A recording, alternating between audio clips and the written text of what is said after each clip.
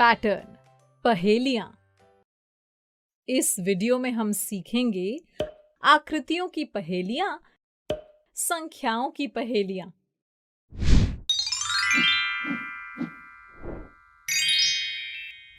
आकृतियों की पहेलियां।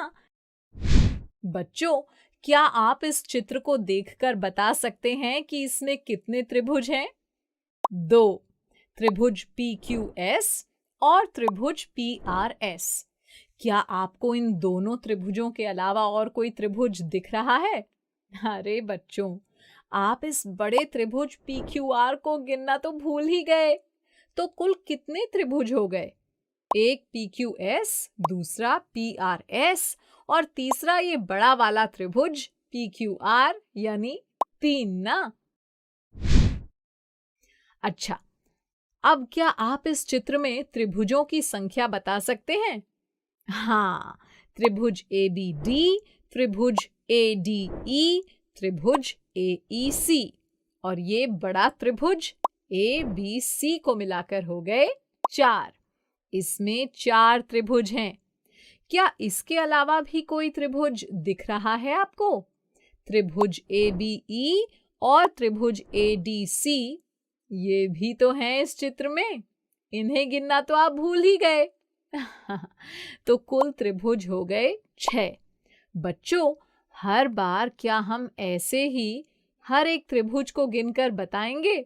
नहीं ना। आइए मैं इसे गिनने की एक ट्रिक बताती हूँ। देखिए, इस उदाहरण में बड़े त्रिभुज के अंदर जितने भाग बन रहे हैं, उन सब भागों को गिनते हुए उनमें उनकी गिनती के स्थान की संख्या लिख देंगे। जैसे इस उदाहरण में 3 भाग हैं, तो पहले भाग में 1 लिख देंगे, दूसरे में 2 और तीसरे में 3। और त्रिभुजों की संख्या निकालने के लिए बस इन संख्याओं को जोड़ देंगे। तो 1 + 2 + 3 हुआ 6, यानी इसमें कुल 6 त्रिभुज होंगे। देखा आपने, हमने सही गिनती की थी ना? ऐसे ही देखिए, इस त्रिभुज XYZ में 4 भाग हैं, तो बाएं से पहले भाग में 1 लिख देंगे, दूसरे में 2, तीसरे में 3 और चौथे में 4। और अब चारों संख्याओं को जोड़ लेंगे। तो 1 + 2 + 3 + 4 हुआ 10, यानी इसमें कुल 10 त्रिभुज होंगे। कितना आसान है ना?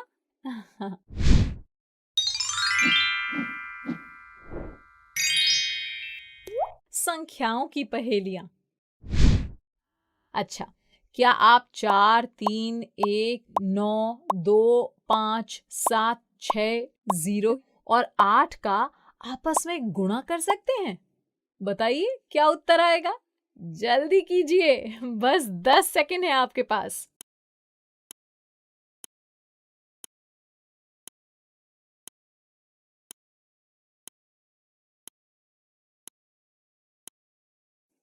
समय समाप्त हुआ। अरे, आप अभी भी हल कर रहे हैं? बच्चों, ये तो बहुत आसान है। इन संख्याओं को ध्यान से देखिए। इसमें 0 भी तो है, और किसी भी संख्या को 0 से गुणा किया जाए तो हमें 0 ही तो मिलता है, भले ही वो संख्या कितनी भी बड़ी हो या कितनी भी छोटी। है ना रोचक? चलिए, अब मैं एक पहेली पूछती हूँ। देखें कौन इसका जवाब दे सकता है। रानी गई घूमने बाजार, लाई वहां से 16 टॉफियां और 4 अनार। बराबर बराबर बांटा उसने सोनू, मोनू, रिंकी और पिंकी में। टॉफियां और अनार पाकर सब खुशी से झूम उठे। बताओ हर एक को कितनी टॉफियां और अनार मिले? बताओ बताओ। बच्चों, पहेली का जवाब पहेली में ही छिपा होता है। बस एक एक पंक्ति को अच्छे से पढ़कर हम हल कर सकते हैं। आइए हल करते हैं। रानी गई घूमने बाजार, लाई वहां से 16 टॉफियां और 4 अनार। यानी रानी बाजार घूमने गई और वहां से 16 टॉफियां और 4 अनार लेकर आई। फिर क्या लिखा है? बराबर बराबर बांटा उसने सोनू, मोनू, रिंकी और पिंकी में। यानी रानी ने 16 टॉफियां और 4 अनार 4 बच्चों सोनू, मोनू, रिंकी और पिंकी में बराबर बराबर बांट दिए। टॉफियां और अनार पाकर सब खुशी से झूम उठे। बताओ, हर एक को कितनी टॉफियां और अनार मिले? यानी हमें बताना है कि हर बच्चे को कितनी टॉफियां और अनार मिलेंगे। चलिए पहले पता करते हैं कि हर बच्चे को कितनी टॉफियां मिली। कुल बच्चे थे 4 और कुल टॉफियां थीं 16। यानी 4 बच्चों को मिलती हैं 16 टॉफियां। तो एक बच्चे को कितनी टॉफियां मिलेंगी, ये जानने के लिए क्या करेंगे? 16 को 4 से भाग देंगे ना, तो 16/4 हुआ 4। यानी हर बच्चे को 4 टॉफियां मिली। आइए अब पता करते हैं कि हर बच्चे को कितने अनार मिले।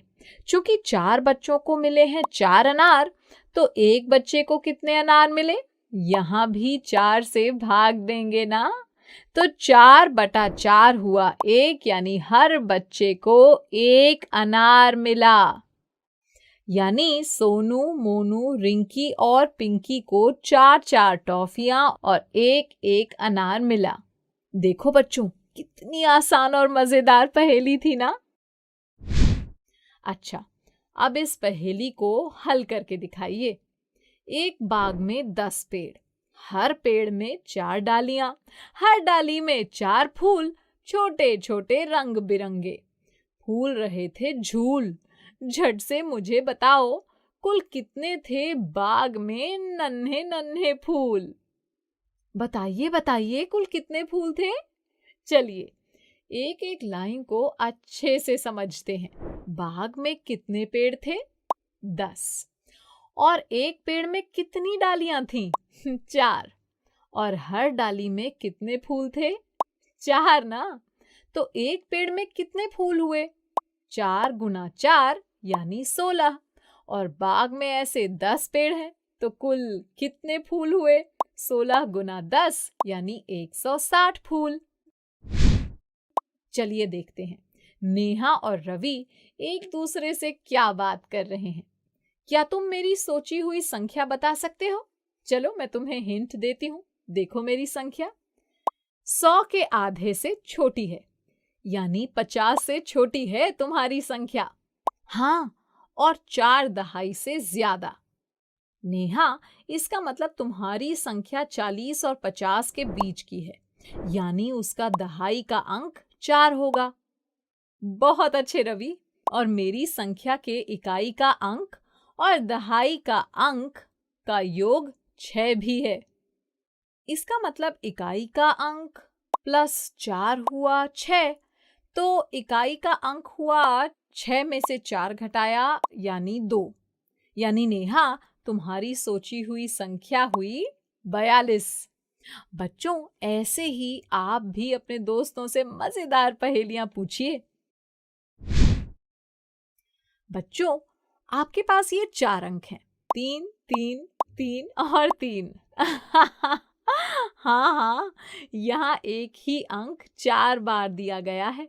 अब आप इन अंकों के साथ कोई भी संक्रिया प्रयोग कीजिए, बस उत्तर 24 आना चाहिए। करके देखिए। देखिए, अगर हम इन चारों 3 के बीच में जोड़ की संक्रिया प्रयोग करें तो हमें मिलेगा 12, पर हमें तो 24 चाहिए। चलो अब पहले 3 के बाद जोड़ की जगह गुणा की संक्रिया प्रयोग करते हैं। तो अब ये हुआ 3 गुना 3 यानी 9। 9 में 3 जोड़ा तो हुआ 12, और 12 में 3 जोड़ा तो मिला 15। अभी भी हमको 24 नहीं मिला। अच्छा, अब इस दूसरे 3 के बाद भी जोड़ की संक्रिया की जगह गुणा की संक्रिया का प्रयोग करते हैं। तो अब हमें मिला 3 गुना 3 यानी 9, और 9 गुना 3 हुआ 27, और 27 प्लस 3 हुआ 30। अरे, ये तो 24 से बड़ी संख्या मिल गई। अब हम क्या करें जिससे 24 बन जाए? हाँ, अगर हम इसमें इस अंतिम जोड़ की संक्रिया की जगह घटाव की संक्रिया लगा दें तो हो जाएगा 3 घटा 3 यानी 27 घटा 3 हुआ 24। देखा, बन गया ना 24। क्या आप नेहा और उसके पिता की उम्र बता सकते हैं? देखिए, नेहा और उसके पिता की उम्र का योग 55 वर्ष दिया है और नेहा के पिता की उम्र नेहा की उम्र की 4 गुना भी है। बच्चों, ऐसे प्रश्नों को हल करने के लिए हम प्रश्न में जो दिया होता है वो सबसे पहले लिख लेते हैं। इसमें दिया है नेहा और उसके पिता की उम्र का योग 55 वर्ष और नेहा के पिता की उम्र नेहा की उम्र की 4 गुनी है, यानी पिता की उम्र हुई 4 गुना नेहा की उम्र। अब यहां से पिता की उम्र का मान दोनों की उम्र के योगफल में रख देंगे तो हो जाएगा नेहा की उम्र प्लस 4 गुना नेहा की उम्र बराबर 55 वर्ष, यानी 5 गुना नेहा की उम्र बराबर 55 वर्ष। तो नेहा की उम्र बराबर 55 भाग 5 वर्ष यानी 11 वर्ष। तो नेहा की उम्र है 11 वर्ष। चूंकि उसके पिता की उम्र है 4 गुना नेहा की उम्र, यानी 4 गुना 11 वर्ष हुआ 44 वर्ष। तो नेहा के पिता की उम्र है 44 वर्ष। टीचर्स, बच्चों को पहेलियां हल करने में बहुत मजा आता है। उन्हें इसी तरह की पहेलियां आपस में पूछने के लिए प्रेरित करें। बच्चों, अब मैं जाती हूँ, कल फिर मिलने आती हूँ। इंग्लिश में अब होंगी बातें, मैथ सीखेंगे हंसते गाते। आपको ये वीडियो देखकर मजा आया ना? अगर आप इस वीडियो से संबंधित अन्य संसाधन जैसे कि अन्य वीडियो, गतिविधियां, क्विज इत्यादि देखना चाहते हैं तो अभी डाउनलोड करें संपर्क स्मार्ट शाला मोबाइल एप्लीकेशन। और हाँ, अगर आपको ये वीडियो अच्छा लगा हो तो इसे जरूर लाइक करें। और भी नए नए वीडियोस देखने के लिए सब्सक्राइब बटन पर क्लिक करना न भूलें। मिलते हैं बहुत जल्द YouTube और संपर्क स्मार्ट शाला ऐप पर।